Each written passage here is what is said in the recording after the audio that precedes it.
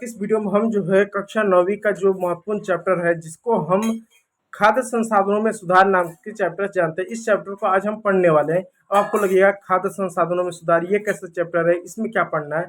देखिए दोस्तों, भारत एक कृषि प्रधान देश है और बड़े पैमाने पर यहाँ की जो आबादी है वो कृषि कार्य करती है। हमारे यहाँ जो अनाज उगते हैं उन अनाजों से संबंधित तमाम तरह की समस्या है, जैसे कृषि का सिंचाई को हो गया, जुताई का लेकर हो गया, फिर जो अनाज निकाले जाते हैं उन अनाज को स्टोरेज से लेकर बहुत तरह की समस्या होती है, और भी फल फूल सब्जियों में समस्या आती है।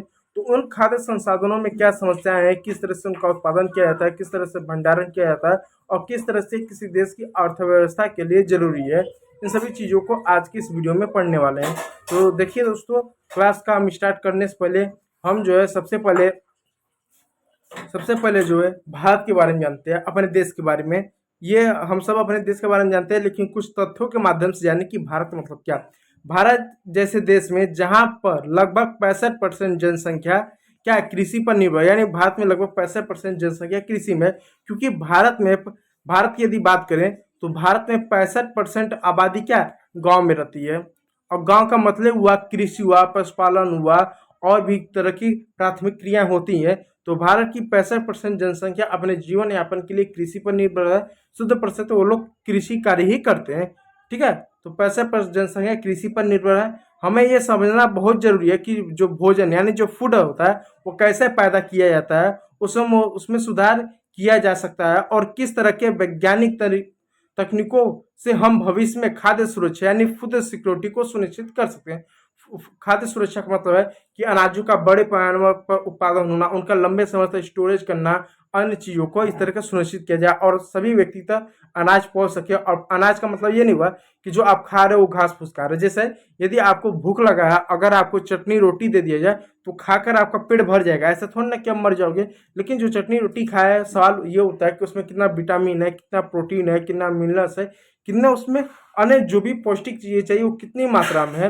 यदि आपको खाना थोड़ा कम ही दिया गया, मान लो 5 रोटी की आपको 3 रोटी देगा, लेकिन दूध दिया गया, नॉन वेज में आप अंडा दूध मांस जो खाते हो वो आपको दे देगा, आपको फल दे देगा, आपको हरी पत्ती वाले साग कुछ दे देगा, कुछ फ्रूट दे देगा, तो उसमें भले ही क्वांटिटी कम है लेकिन उसमें हर तरह के पौष्टिक चीज़ें हैं। तो वो चीज़ खाएंगे तो आपका स्वास्थ्य को नुकसान नहीं पहुंचाएगा, आपको पूरी जरूरत पूरा, आपको विटामिन मिलेगा, प्रोटीन भी मिलेगा, कैल्शियम, सब कुछ मिलेगा। तो खाद्य सुरक्षा में वो भी देखा जाता है कि कैसे तरह से सुनिश्चित किया जाए। ठीक है, तो देखिए भारत में फसल उन्नति में तो खाद्य सुरक्षा सुनिश्चित करने के लिए पहला टॉपिक है फसल उत्पादन में उन्नति। यानी खाद्य सुरक्षा सुनिश्चित करने के लिए नहीं कि सिर्फ फसल ही जरूरी है, पशुपालन भी जरूरी है, फिर उसके बाद और भी विकल्प हुआ, जैसे मुर्गी पालन हुआ, मछली पालन हुआ, इस तरह की चीजें से भी लोग अपनी आवश्यकताओं को पूरी करते हैं। तो सबसे पहले हम जानते हैं फसल उत्पादन में उन्नति, फसल संबंधी क्या समस्या है। तो फसल उत्पादन में उन्नति परिभाषा क्या लिखेंगे, फसल उत्पादन से तात्पर्य है खेतों में उगाई जाने वाली फसलों की उपज से उनकी मात्रा बढ़ाई जाए, इसमें वृद्धि के लिए आधुनिक तकनीक, उन्नत किस्म के बीजों का प्रयोग किया, जैसे HYB। आज हमारे गांव में देहात में एक शब्द का प्रयोग करते हैं, डंकल, कि देखो यार पहले मटर आता था, इतना छोटा आता था, उसका होता था, उसमें छोटे छोटे दाने होते थे। अब बोलते देखो इतना लंबा वो टाइप का आता है। पहले बोलते हैं भिंडी इतनी छोटी थी, अब इतनी बड़ी भिंडी आती है, लोग बोलते हैं कि डंकल हो गया। तो क्यों? क्योंकि वो जो बीज आए हैं वो एक तरह से HIV बीज हैं। आधुनिक तकनीक के द्वारा उन बीजों को बनाया जाता है। इसलिए देखो, जो पहले मटर का दाना छोटा था अब मटर का दाना बड़ा मिलता है, जो पहले चना का दाना छोटा था बड़ा मिलता है, जो पहले भिंडी छोटी थी अब वो बड़ा मिलते हैं। कुछ लोग उसको देसी विदेशी या हमारे यहाँ देसी और डंकल के नाम से जानते हैं। क्यों उस तरह के चीज़ें आपको वैरायटी मिल रही है? क्योंकि हम आधुनिक दौर में जो हमारा कृषि विज्ञान है, जो कृषि क्षेत्र में जो तकनीक है, जो आधुनिक विज्ञान है, हम ज़्यादा से ज़्यादा आधुनिक विज्ञान का प्रयोग करके उन्नत किस्मों का बीज बना रहे हैं। जिससे पहले अगर एक गेहूं के दाने से यदि 5 दाने मिलते थे, तो अब क्या हो, वो दाना मोटा हो, वो दाना बड़ा हो और 10 दाना मिले, तो क्या वो दाना मोटा भी हुआ, बड़ा भी हुआ, और दानों की संख्या क्या हुआ, ज़्यादा हो गया।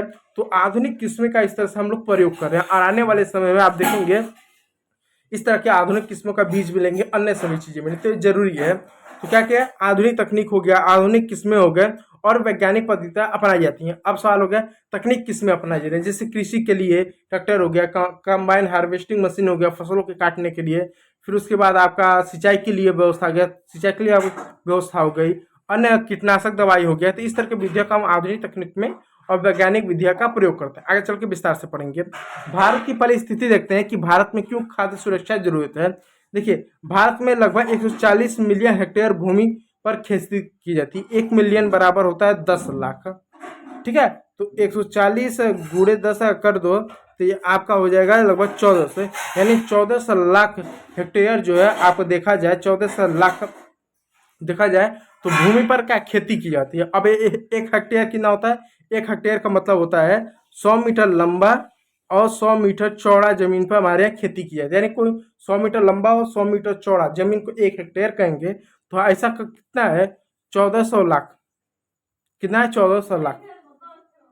ठीक है, इस बात को याद रखिएगा। इतने बड़े भूमि पर क्या हो जाता है? 1400 लाख भूमि यानी 1400 लाख हेक्टेयर भूमि पर क्या होता है? खेती किया जाता है। और भारत में विश्व में यानी भारत विश्व में धान और गेहूं का दूसरा सबसे बड़ा उत्पादन है। यानी एक तरह से देखा जाए जो भारत है धान और गेहूं का उत्पादन में दूसरा विश्व में सबसे बड़ा स्थान है। गेहूं का अच्छा उत्पादन करते हैं, धान का भी ठीक ठाक उत्पादन कर लेते हैं। जो हमारा साउथ का देश है, आप देख सकते हैं, जो साउथ की यदि बात करें तो देखो यार, साउथ की अगर बात करें, इन साउथ के क्षेत्रों की बात करें तो चावल की खेती करते हैं। इनकी बात करते हैं गेहूं की खेती ठीक ठाक करते हैं। तो ठीक ठाक एक तरह से लोग गेहूं चावल का उपयोग लोग उगाते हैं। तो ठीक ठाक मतलब क्या हमारे क्या हो जाता है? गेहूं धान हो जाता है। अब देखिए आगे, हरित क्रांति ने 1965 ने हमारे देश में खाद्य स्थिति को बदल दिया। और जैसा कि जानते थे कि पहले समय क्या था, यानी जब हमारा देश आजाद हुआ था तो उस समय हमारे यहाँ गेहूं चावल का ज्यादा उत्पादन नहीं होता। हमारे यहाँ गेहूं इतने कम मात्रा में उत्पादन होता था कि हमारे देश की उस समय आबादी भी इतनी कम थी कि हम लोगों का जरूरत नहीं पूरा कर पाते थे। तो मजबूरन क्या होता था कि हमको अमेरिका से दूसरे देशों क्या होता था, हमको गेहूं खरीदना पड़ता था। तो उस समय ऐसी स्थिति हो गई थी। और जब 1965 आया था, जब युद्ध का दौर चल रहा था, तो उस समय क्या था, अमेरिका ने भारत की तरफ से चेतावनी दी कि पाकिस्तान से युद्ध मत करो, यदि युद्ध आप जारी रखोगे तो हम गेहूं नहीं देंगे। तमाम तरह का ऐसा दबाव डाला। उसके बावजूद जो हमारे देश के प्रधानमंत्री थे उन्होंने युद्ध को जारी रखा, क्योंकि पाकिस्तान ने हमला किया था, हमने तो किया नहीं था। और उस समय क्या हमने हरित क्रांति को लाया था। और हरित क्रांति में हमने क्या किया था, हमने 2-3 चीजें किया था। पहला, जो पुरानी जो बीजें थे उन बीजों को हमने हटाया, उनकी जगह पर HYB हाई क्वालिटी के हमने बीज का प्रयोग किया। जो ऐसे बीजों का प्रयोग किया गेहूं और धान में, जो एक बीज में ज्यादा से ज्यादा पेड़ आए, ज्यादा से ज्यादा कंछियां आए, ज्यादा मोटे अनाज हो, ज्यादा लंबे हो और ज्यादा उसमें बालियां लगी, इस तरह का बीजों का प्रयोग किया। जब हमने इस तरह के HIV बीजों का प्रयोग किया तो ये जो HIV बीज होते हैं, हाई क्वालिटी के जो बीज होते हैं, इन बीजों को उपयोग करने की कुछ शर्त होते हैं। जैसे पुराने तरह के बीजों उपयोग कर लो, जो देसी बीज होते हैं उनको ऐसा गाड़ दो तो उत्पादन तो कम होगा, ज्यादा होगा नहीं, लेकिन उनको जैसे चाहे तैसा उपयोग कर सकते हैं। लेकिन जो HYB जो हाई क्वालिटी जो बीज होता है ना, उनको आप ऐसा नहीं उपयोग कर सकते। उनको उपयोग करने की कुछ शर्त होती है। क्या होती है? पहला शर्त होता है सिंचाई। यानी यदि हाई क्वालिटी के बीज का प्रयोग करोगे तो उसके लिए सिंचाई चाहिए। बिना सिंचाई का संभव नहीं, यानी गेहूं धान इन सब के लिए सिंचाई नहीं करोगे तो उनका होगा नहीं। दूसरा कि उसके लिए क्या आपको रासायनिक खाद चाहिए, जैसे यूरिया, डाई, पोटास, सल्फर, इस तरह के खाद चाहिए।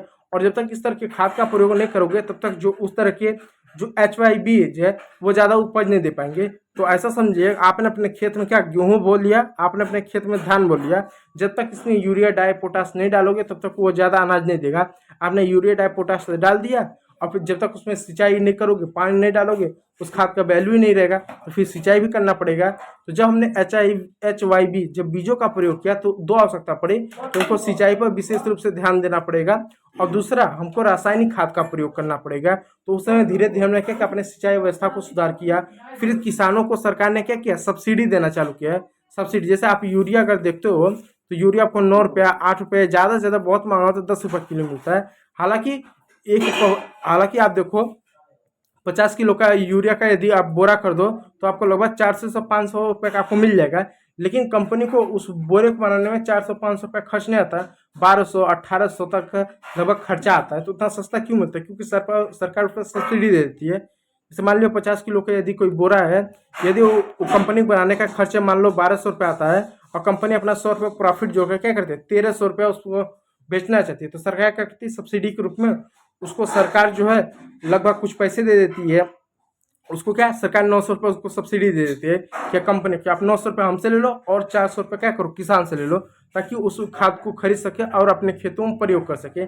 इसलिए यूरिया सस्ता मिलता है। तो सरकार ने क्या किया, बिजली पर और जो रासायनिक जो हमारे खाद उन पर एक तरह से सब्सिडी है जिससे लोग उसका उपयोग कर सकें। और धीरे धीरे जब लोगों ने HYB यानी हाई क्वालिटी के जब बीजों का प्रयोग किया और उसके बाद रासायनिक खादों का प्रयोग किया, सिंचाई का थोड़ा बहुत लोग क्या करने लगा, अपना विकास होने लगा, तो उत्पादन धीरे धीरे धीरे धीरे क्या बढ़ना लगा।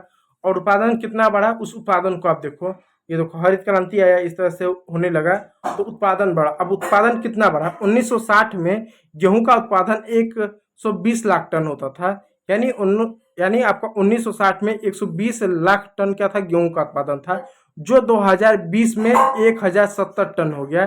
यानी 1960 में 120 था और 2020 में 1070 टन हो, यानी देखो कितना गुना बढ़ा, लगभग आप मोटी मोटा पकड़ लो, लगभग आपका 8 से 9 गुना तो बढ़ा। यानी हमने लगभग 8 से 9 गुना अपने उत्पादन को, यानी आबादी तो बढ़ी, आबादी के साथ हमने अपने उत्पादन को बढ़ाया। धान की अगर बात करें तो 1960 में धान का जो उत्पादन होता था 350 टन होता था, 350 लाख टन होता था, और ये जो बढ़कर 1200 लाख टन हो गया। यानी ये भी देखा जाए तो 4 से 5 गुना ये भी बढ़ा। तो ठीक ठाक आबादी में हमने क्या किया, इसका प्रयोग किया। अब आपको लगे यार धान का तो उतना बढ़ा ही नहीं, गेहूं का ज़्यादा बढ़ा। जैसा कि जानते हैं कि उत्तर भारत की आबादी ज़्यादा है दक्षिण भारत की तुलना में, जैसे यूपी ले लो, फिर उसके बाद आपका मध्य प्रदेश, यूपी ले लो, बिहार ले लो, अन्य क्षेत्र ले लो, तो यहाँ की आबादी थोड़ी सी ज़्यादा आपको देखने मिली इसकी तुलना में कि साउथ इंडिया में। उत्तर भारत के लोग ज़्यादा करके लोग गेहूं का सेवन ज़्यादा करते हैं, तो लोगों ने ठीक ठाक उसी को ही ज़्यादा उगाते हैं। और हमारे सिंचाई उचाई की भी थोड़ी बहुत समस्या होती है, मौसम उस तरह का होता नहीं है, इसलिए हमारे क्या लोग ज़्यादा करके गेहूँ ही उगाते हैं, वहाँ पर चावल की खेती ज़्यादा करते हैं। तो इस तरह देखो ये पूरा क्षेत्र है, पीला वाला गेहूँ उगाता है, और ये वाला जो क्षेत्र है एक तरह से धान की खेती करता है।